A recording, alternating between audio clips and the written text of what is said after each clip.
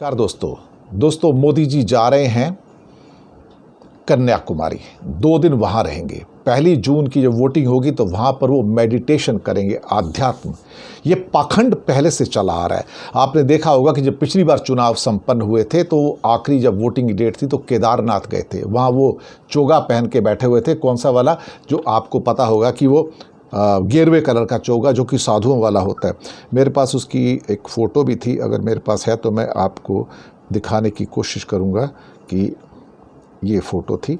ये आपको पता भी होगा कि किस ढंग से मोदी जी ने यहाँ पर ये चोगा पहन के 20 कैमरों के सामने वो आध्यात्म कर रहे थे।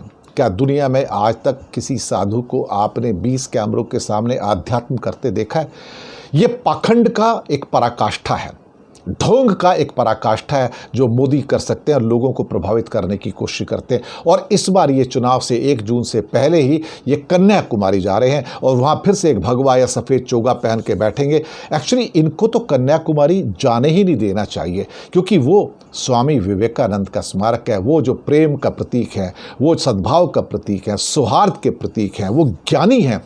मुझे लगता है कि इन जैसे व्यक्ति को तो विवेकानंद स्मारक पे जाने का अधिकार भी नहीं होना चाहिए, क्योंकि ये झूठ बोलते हैं, पाखंड करते हैं, आडंबर करते हैं और षड्यंत्र करते हैं। जबकि विवेकानंद तो तपस्वी थे।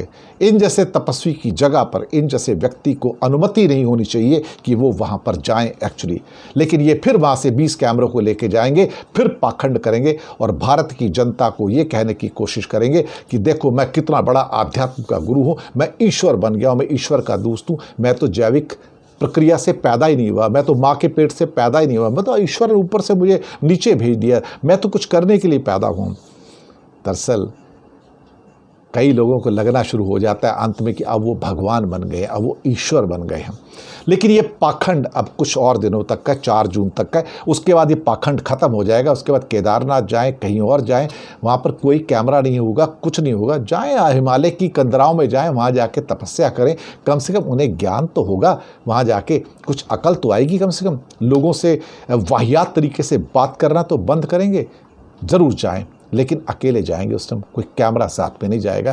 कैमरे के आगे कोई आध्यात्म नहीं करता, तपस्या नहीं करता। ये पहले दुनिया के ऐसे गुरु बनने की कोशिश करें जो 20 कैमरे ले जाके अपनी तपस्या करते हैं। ढोंग और पाखंड पराकाष्ठा। मोदी, नरेंद्र दामोदर दास मोदी। शुक्रिया आपका।